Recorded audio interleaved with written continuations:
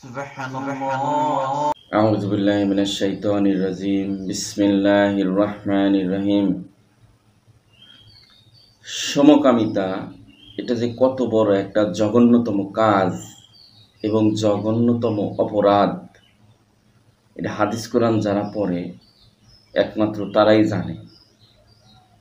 বাকি মানুষের এটা জানা বা বোঝার কোনো ক্ষমতাই নাই। কওমে লূত আল্লাহ তাআলা তাদেরকে এমন শাস্তি দিয়েছেন এই দুনিয়ার বুকেই, শুধু শাস্তিই না, তাদের ওই গোষ্ঠীকে সরাসরি মাটি উল্টিয়ে মাটির নিচে চাপা দিয়ে দিছেন এই সমকামিতা অপরাধ করার কারণে। আল্লাহ তাআলার কাছে এটা এত জঘন্যতম অপরাধ, এত ঘৃণিত একটা অপরাধ। আর সেই কাজটাকেই কিছু ইহুদি নাসার বেত্তমিজ বদমাইশ ব্যক্তিরা প্রমোট করে। এই সমকামিতা যেন পৃথিবীতে আবার চালু হয়, সেই প্রচেষ্টাই চালিয়ে যাচ্ছে। এই জঘন্যতম কাজটা বন্ধ করতে হবে এবং সাধারণ মানুষ যারা হাদিস কোরআন জানে না তাদেরকে সচেতন করতে হবে। এই ভুল পথ থেকে মানুষকে সরিয়ে নিয়ে আসতে হবে। আমাদের বাংলাদেশে ঢাকা প্রাইড নামে একটি গ্রুপ এইটার প্রচারণা চালিয়ে যাচ্ছে। এদেরকে আইনের আওতায় নিয়ে আসতে হবে, এদের প্রচারণা বন্ধ করতে হবে।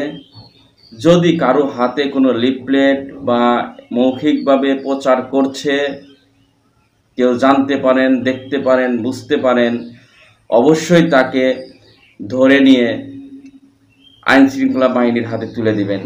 এটা বাংলাদেশ আইনের একটি দণ্ডনীয় অপরাধ এবং একটা জঘন্যতম কাজ। এই কাজটা যে জাতি করবে আল্লাহ তাআলার গজব ওই জাতির উপরে আসবেই আসবে। ওই জাতিকে আল্লাহ তাআলা ধ্বংস করে দিবেন। আল্লাহ তাআলার কাছে এত অপছন্দনীয় কাজ। আজ 7 জুন 2024 সাল রাত 8টায় এই ঢাকা প্রাইডের একটি জমকালো অনুষ্ঠান হওয়ার কথা আছে। এই অনুষ্ঠানটাকে বন্ধ করতে হবে। চোখ কান খোলা রাখুন। এই অনুষ্ঠানটা ওরা যেখানেই করবে সবাইকে ধরে নিয়ে আইন শৃঙ্খলা বাহিনীর হাতে তুলে দিবেন। সবাই সচেতন থাকুন, কোনোভাবেই যেন এই অনুষ্ঠান ওদের সফল কাম না হয়। ওদেরকে থামাতেই হবে এবং বোঝাতে হবে এটা একটা জঘন্যতম কাজ। এই নষ্ট মানুষ কতিপয় কয়েকজন এই সমকামিতা কাজটা আমাদের বাংলাদেশের মধ্যে ছড়িয়ে দেওয়ার জন্য এতদিন অনলাইনে কাজ করত, অনলাইনে প্রচারণা চালাইতো। এখন তারা মনে করছে আর অনলাইনে নয়, সরাসরি ফিল্ডে গিয়ে মানুষের দ্বারে দ্বারে গিয়ে এই জিনিসটা ওরা পৌঁছাবে এবং মানুষকে ওরা বুঝিয়ে ওদের দলটাকে ভারী করার চেষ্টা করবে। ওরা সিদ্ধান্ত নিয়েছে এখন থেকে ওরা ফিল্ডে কাজ করবে।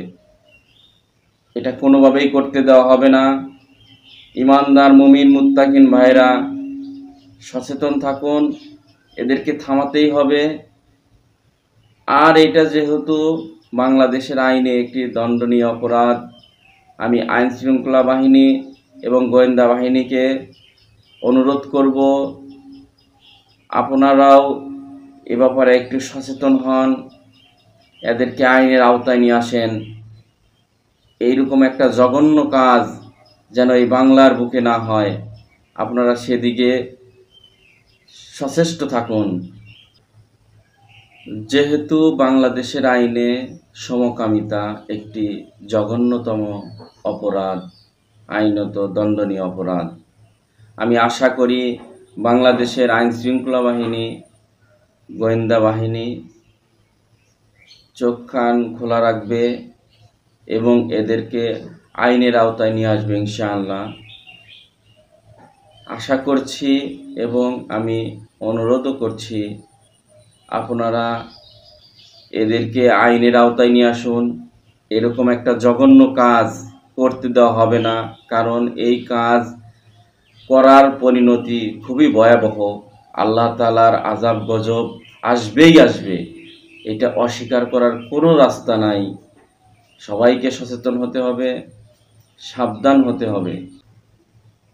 আইন শৃঙ্খলা বাহিনীর পাশাপাশি আমার মুসলমান ইমানদার মুমিন মুত্তাকিন ভাইদেরকেও অনুরোধ করছি, আপনারা এই সমস্ত ইহুদি নাসার বেঈমানদের দালালদের পাকড়াও করবেন, যেমন করে আপনারা চোর ডাকাতকে পাকড়াও করে থাকেন ওইভাবে পাকড়াও করবেন, কিন্তু তাদের গায়ে হাত তুলবেন না, আইন নিজের হাতে তুলে নেবেন না। তাদেরকে পাকড়াও করে আইন শৃঙ্খলা বাহিনীর হাতে তুলে দিবেন, এটা আমার অনুরোধ রইল। আমি যেহেতু ঢাকার বাহিরে আছি, আমারও মন চায় ইসলামের জন্য জীবনটা দিয়ে দেই, তবে ইসলাম বিরোধী কোনো কাজ হলে আমি অবশ্যই প্রতিবাদ করব এবং যতটুকু আমার সামর্থ্য আছে সামর্থ্য অনুযায়ী আমার যতটুকু কাজ করা সম্ভব আমি অবশ্যই কাজ করব। আপনারা চালিয়ে যান, আমি যথাসময়ে যথাস্থানে অবশ্যই চলে আসব। চোখ কান খোলা রাখুন, এদেরকে থামাতে হবে, এদেরকে আইনের আওতায় নিয়ে আসতে হবে। কতিপয় কিছু মানুষের ভুলের কারণে আল্লাহর জমিনে আল্লাহ তাআলার গজব চলে আসুক, এটা অবশ্যই কাম্য নহে। সমকামিতা এটা যে কত বড় একটা জঘন্যতম এবং ঘৃণিত কাজ, এইটা সম্পর্কে সাধারণ মানুষকে বোঝাতে হবে। সাধারণ মানুষ যেন না জেনে না বুঝে নিজের অজান্তে এই কাজ না করে, সেদিকে সচেতন করতে হবে। আর আল্লাহর জমিনে আল্লাহর দ্বীন প্রতিষ্ঠিত হোক, সেই লক্ষ্যে কাজ করতে হবে। আর বাংলাদেশের আমাদের সরকার মহোদয়কে কোরআনের আইনে দেশ পরিচালনা করার জন্য উৎসাহিত করতে হবে এবং আমাদের কোমলমতি শিক্ষার্থীদের ছোট বাচ্চাদের বইয়ের ভিতর থেকে নাস্তিক্যবাদী বা এই সমকামিতার যে সমস্ত অধ্যায়গুলো আছে এইগুলো বাদ দিয়ে ইসলামিক চর্চা করাতে হবে, যাতে একজন পরিপূর্ণ মানুষ তৈরি হয়, যে মানুষকে দ্বারা দুর্নীতি সম্ভব না। দুর্নীতিমুক্ত একটি দেশ গড়া যাবে, এইরকম মানুষ তৈরি করতে হবে।